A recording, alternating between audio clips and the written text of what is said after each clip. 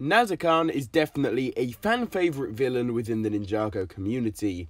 He's my personal favourite as well. However, there is a very weird, kind of creepy side to Nazakan that not too many people actually talk about.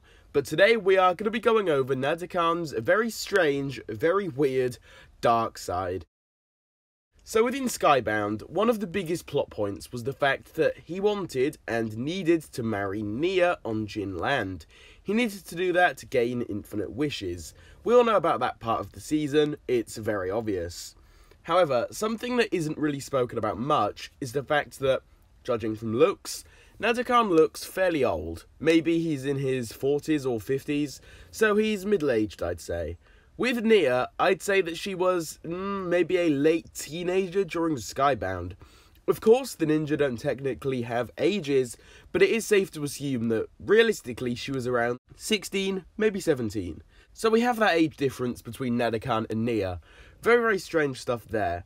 That fact alone definitely makes Nazakan a huge creep when you think about it. Something else to keep in mind is the fact that there were a few scenes where Nazakan literally tried to kiss Nia. He captured her and then basically forced her into marriage, all while she was technically underaged. While Nazakan was, definitely an adult, probably middle-aged. Have you ever seen many people mention this really bizarre fact? I definitely haven't, and in my eyes, the more you think about it, the weirder and more uncomfortable all of this just becomes. I mean, I'm sure he knew that she was around that kind of age. I'm sure it would be pretty easy to tell.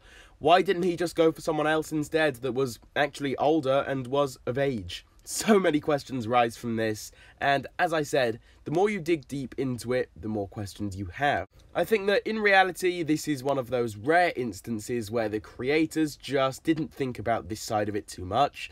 The majority of people, aka young kids watching, aren't really going to pay attention to these kinds of details.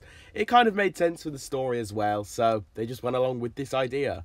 But when you actually think about it and put more thought into it, hey, maybe Nazakan is a lot creepier than we maybe initially thought, and this whole situation with him and Nia definitely does prove that.